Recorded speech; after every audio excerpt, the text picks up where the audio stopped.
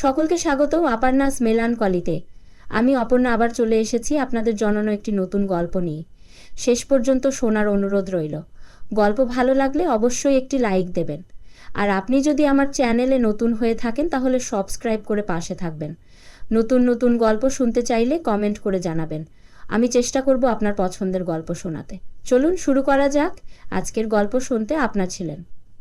দৈরের কথা। ছোট একটি গ্রামে একজন মেয়ে ছিল, তার নাম মোনালিসা। সে ছিল একটি সমৃদ্ধ পরিবারের মেয়ে, কিন্তু যেদিনটি সে ছোট ছিল সেদিন থেকেই অনেক কিছু বদলে গিয়েছিল। তার বাবা পৃথিবীর বেশ কিছু প্রধান কাজে ব্যস্ত ছিলেন, কিন্তু একদিন তার একটি বড় অসুস্থতা হয়ে যায়, যা শেষ পর্যন্ত তার জীবনকে সীমাবদ্ধ করে দেয়। মোনালিসা তার ছোট ভাইয়ের সাথে তার বাবার রোগের সঙ্গে যুদ্ধ করতে পারছিলেন না। অনেকদিন ধরে তিনি হাসপাতালে থাকতেন না। জীবন কিছু ভুল হয়ে গিয়েছিল। তার বাবা আর কিছু করতে পারছিলেন না, আর মোনালিসার কিছু ভালো কথা ছিল না। একদিন তার বাবার চেষ্টা ভেঙে গেল তার জীবনটা অনেক ছোট ভুলের পর। তার মনের মধ্যে কিছু বিষয় ছিল, কিছু প্রশ্ন ছিল তার ছোট ভাইয়ের সঙ্গে, যা তাকে মন খারাপ করে দিচ্ছিল।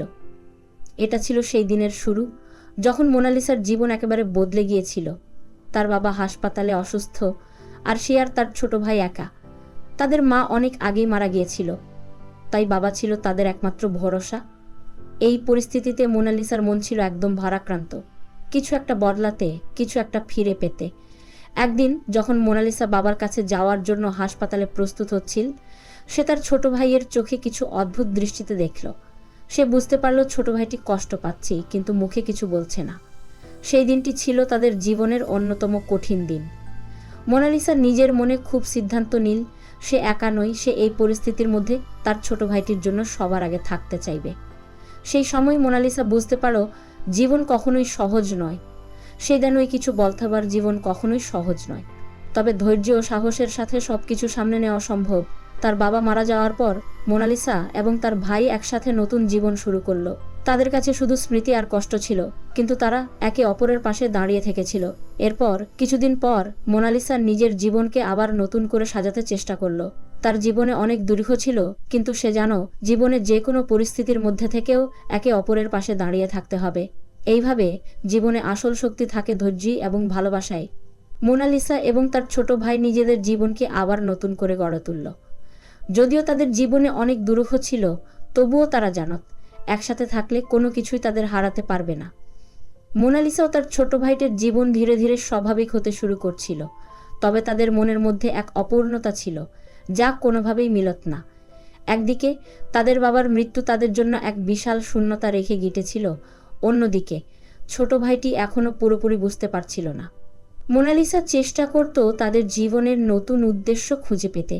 সকালে উঠেই সে তার ছোট ভাইটির সঙ্গে কিছু সময় কাটাতো, আবার তাকে পড়াশোনার সাহায্য করত। ছোট ভাইটির মনেও এক ধরনের দূর ছিল, তবে সে মোনালিসার সাহস দেখে প্রতিদিন একটু একটু করে শক্তি পাচ্ছিল। তবে মোনালিসার নিজস্ব হৃদয়ে এক গভীর বিষাদ ছিল। যখনই সে নিজের জন্য একান্ত কিছু সময় পেত, তখন তার বাবার কথা মনে পড়ত, একা থাকার মাঝে তার কথা নিজেস।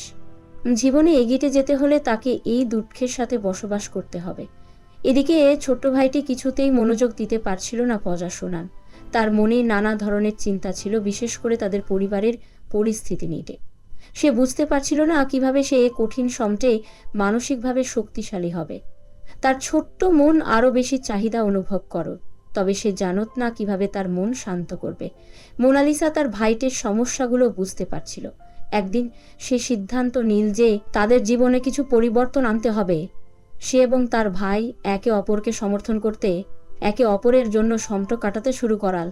তারা একে অপরের সঙ্গেই নতুন কিছু করতে চায়, বিশেষত বাইরে গিয়ে কিছুটা সময় কাটানোর জন্য। তবে তার পুরো দেহে এক ধরনের শূন্যতা অনুভূত হচ্ছিল। যে শূন্যতা কেবল সময়ের সাথে বদলে যাবে না, তা প্রতিদিন তার কাছে আরও স্পষ্ট হচ্ছিল। এভাবেই মোনালিসা তার ভাইটের পাশে থেকে সময় পড়া হচ্ছিল, তার জীবনের দূর আর শোককে সঙ্গে করে চলতে লাগলো। এটি ছিল তাদের জীবনের শেষের অংশ, একটি নতুন অধ্যায়ের সূচনা। মনের মধ্যে সেই গভীর শূন্যতা ছিল, কিন্তু মোনালিসা জানো যে তার জীবন থেমে থাকতে পারে না। একদিন মোনালিসা তার ছোট ভাইকে বলল, আমরা যদি একে অপরকে সমর্থন না করি তাহলে আমাদের কষ্টের বোঝা আরো ভারী হবে। ছোট ভাইটি কিছুটা দ্বিধান পজেছিল, কারণ তার মন এখনও তার বাবার মৃত্যুর পর শোকগ্রস্ত ছিল।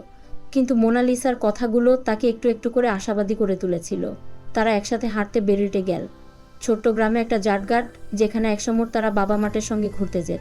একসময় তারা একটা পুরনো গাছের নিচে বসে বচল। মোনালিসা ভাবছিল, এই গাছের মতো তাদেরও নিজেদের সেক্সেস মজবুত করতে হবে। জীবন যেমন আমাদের সামনে আসে, তারপর মোনালিসা তার ভাইকে বলল, তেমনই আমাদের চলতে হবে।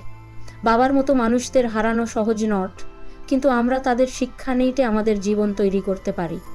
এভাবে তাদের জীবনে একটু একটু করে পরিবর্তন আসতে শুরু করলো।